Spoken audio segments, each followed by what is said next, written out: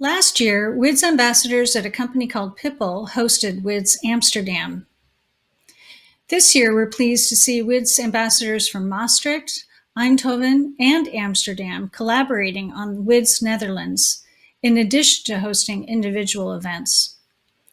In this next talk, Robey de Jong from Rabobank talks about how she combines her two passions, data science and social good, in a program called Data for Food. Let's give a warm welcome again to Robey. Okay, hi everyone. Thanks for coming today. I'm Robey de Jong, and as you can see, I haven't been so mobile lately. I suffered a serious knee injury during field hockey a couple of weeks ago. But luckily, that was not, it's sad, but luckily that was not my only hobby. I have a broad range of interests, which started when I was a little kid. As many of you could agree with me, that bringing a smile on people's faces is priceless. I'm raised in a family that started an NGO when I was a little kid. The NGO is called Cosmo Queen, and Cosmo Queen enables people to develop their own skill in the textile industry, to enable them to become socially and economically independent. Today, I'm the vice president of that NGO, and it makes me very proud to see so many happy and eager people to develop themselves. But on the other hand, I love all the opportunities that are in the data science field. And I've had the privilege to work with lots of companies and people to make better informed decisions. When Rabobank asked me to join their Data for Food program, I had no idea that they, or banks in general, offered a program where both of my passions, doing good and data science, could be combined. When I joined the Data for Food program, I learned that if you go back 130 years, that Rabobank was one of the few financial institutions that financed farmers. Over the years, Rabobank evolved into a world finance bank focusing mainly on food and agri. And that is when we discovered that there is a huge need to fulfill, when over 181 million farmers worldwide experiencing a lending gap of $79 billion. So no access to farmers for those 181 million farmers under suitable conditions. And that's just not acceptable.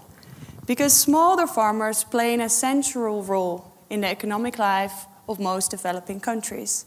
They have 50 acres. They sell 50% of their produced commodities to off-takers. So the commodities could be lettuce or potatoes. And they sell it to off-takers, which means just someone who would like to buy it, for example, a market.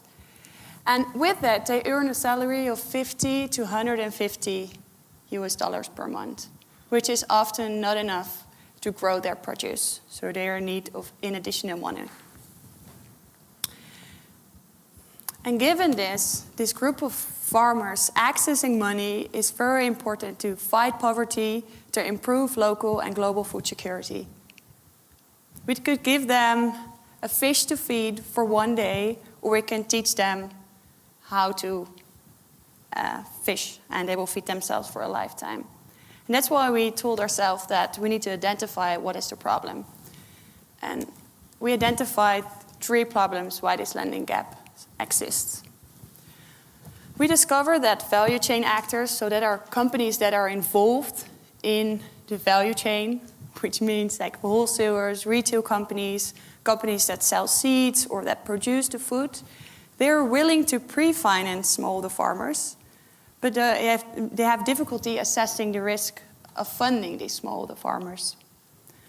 They also have problem with resources are available for their funding, but they are restricted. And I will tell more about that later on. On the other hand, you have companies that have the resources available and have no restrictions in any way to finance these farmers.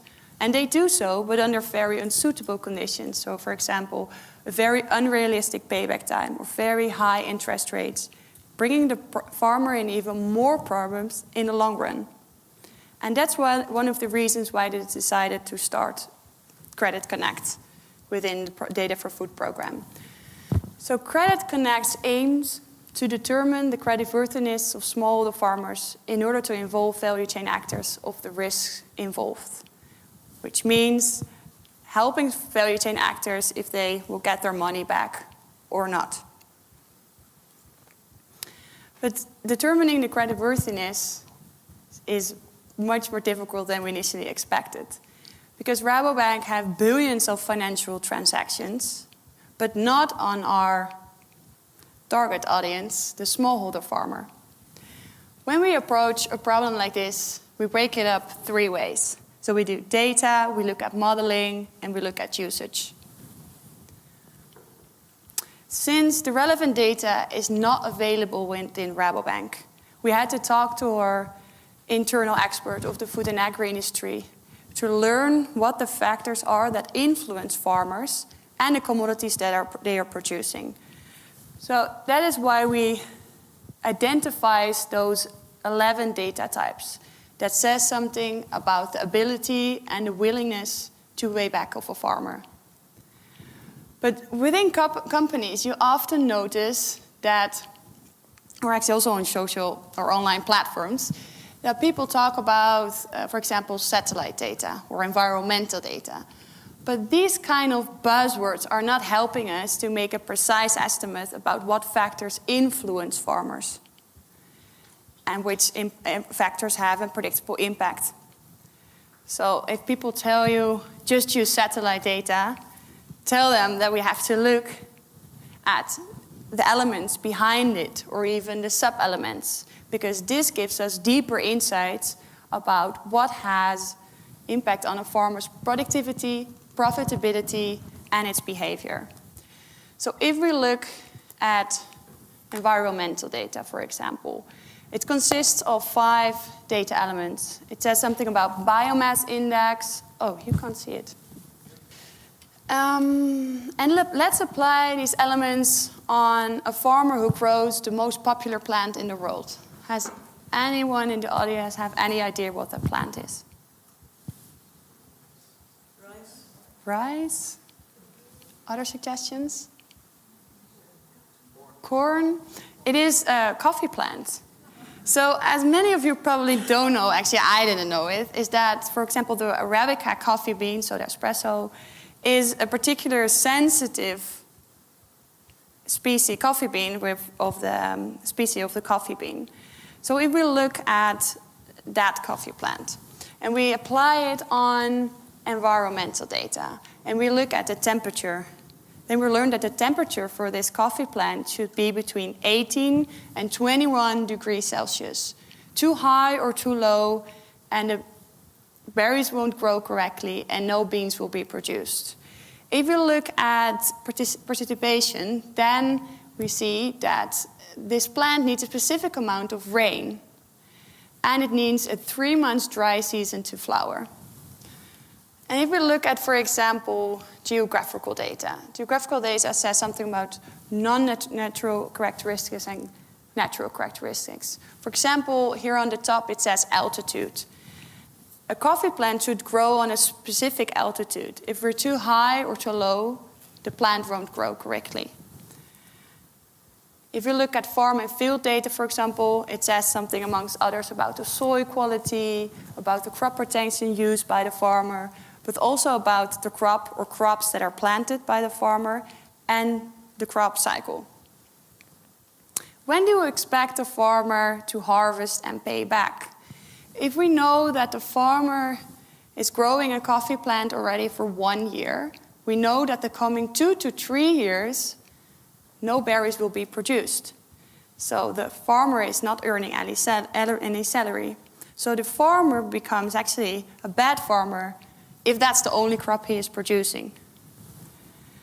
For the market data could predict about the demand and the prices being paid at a specific moment in time.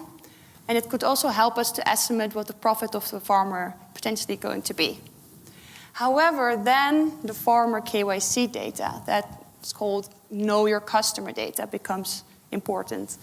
Because if we look at household composition, for example, if there are children involved, it's highly likely that school fees needs to be paid of those 50 and 150 US dollars he's earning per month. So, but you need to be very careful what data to collect. In parts of India, it means bad luck to count the number of children. And so along the way, you encounter many more industry and cultural bound restrictions, which you need to take into account. So not only having the data is important, it's also important to know and to understand the expert knowledge you have around these data. Otherwise, the wrong conclusions can be made and relevant data cannot be recognized as such. The 11 data types can be gathered in multiple levels of detail. So if you look at this range, if you look at the right side of the range, for models to be scalable over countries per type of farmer, data should be widely available. But if you look at the left side of the range, for predictable models per individual, the model improves with more detailed data. So for scalability versus predictability is a trade-off needed for every data type and for the model you're going to use. And based on our understanding of the situation, we chose that the optimal point of our model should combine highly predictive farmer factors with widely available region factors.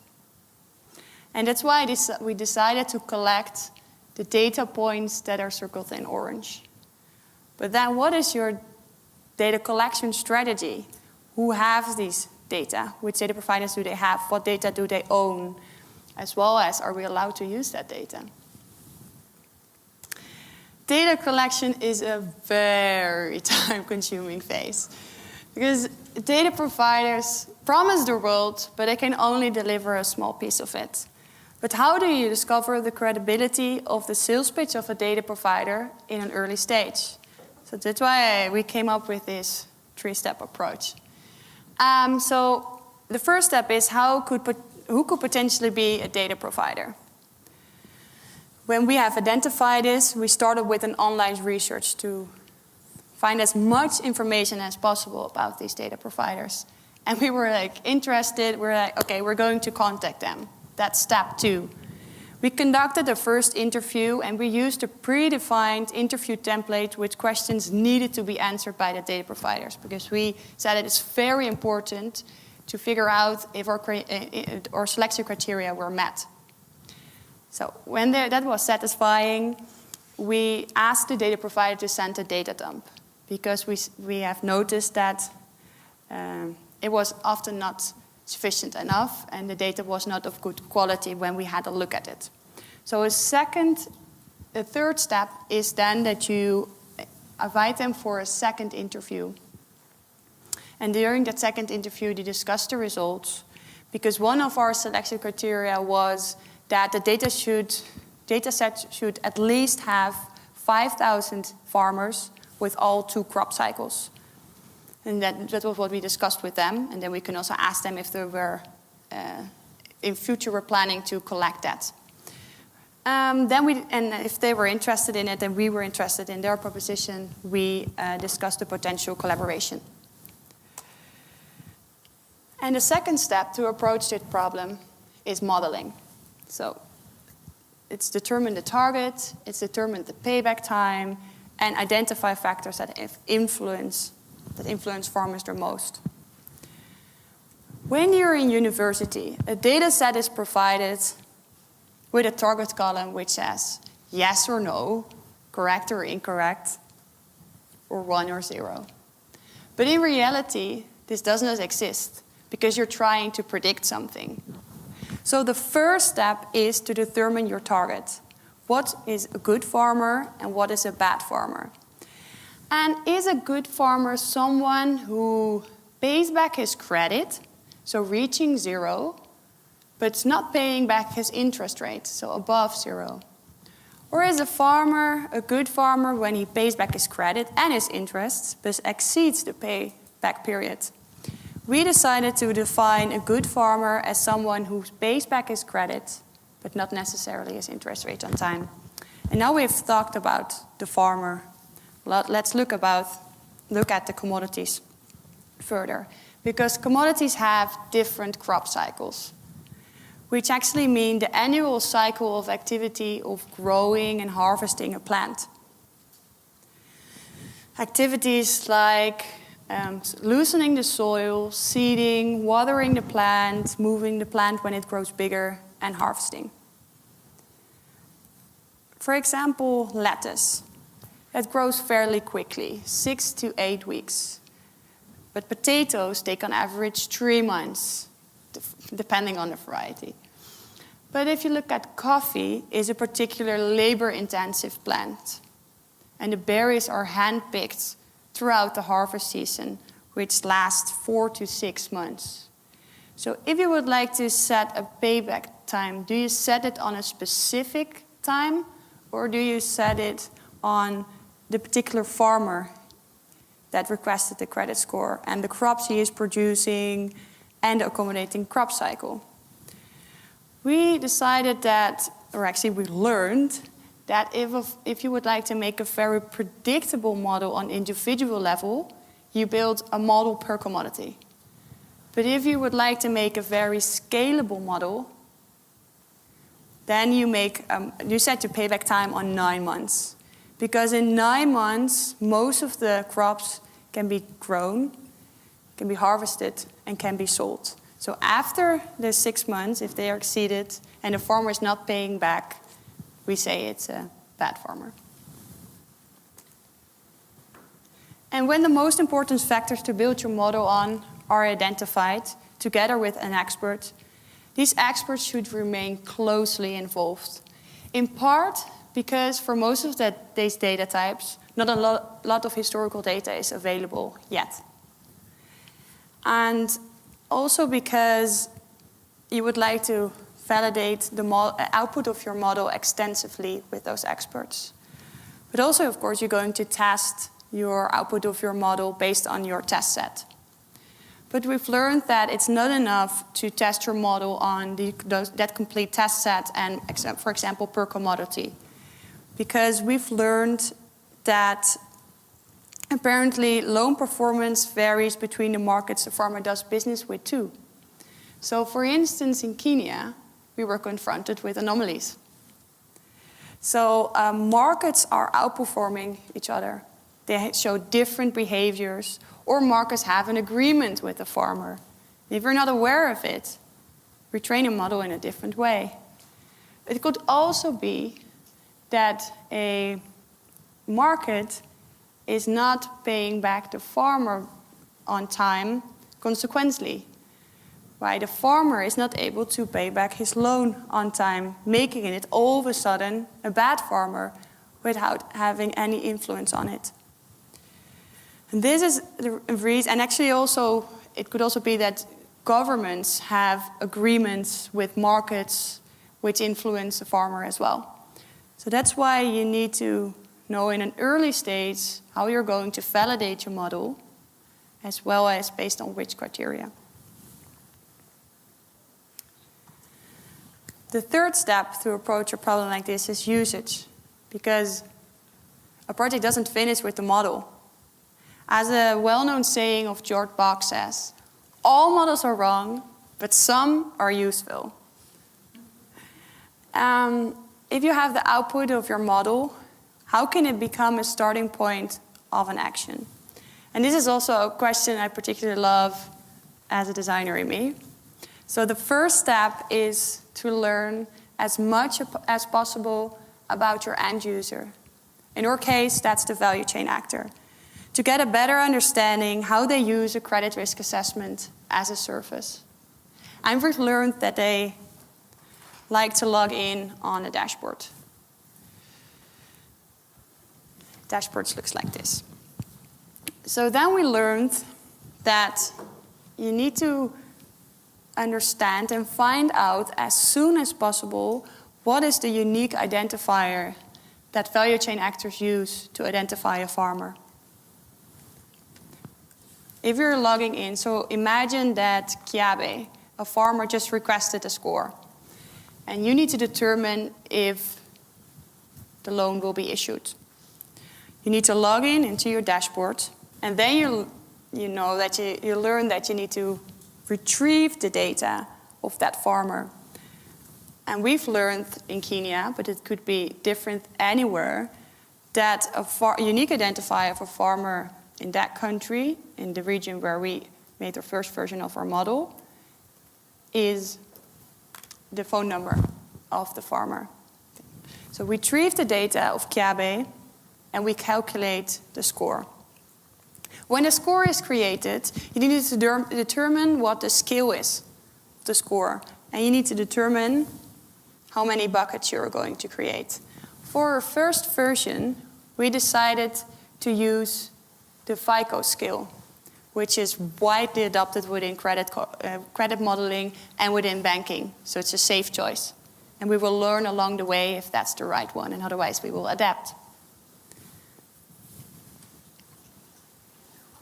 So this scale shows the output of the model, the applicant score.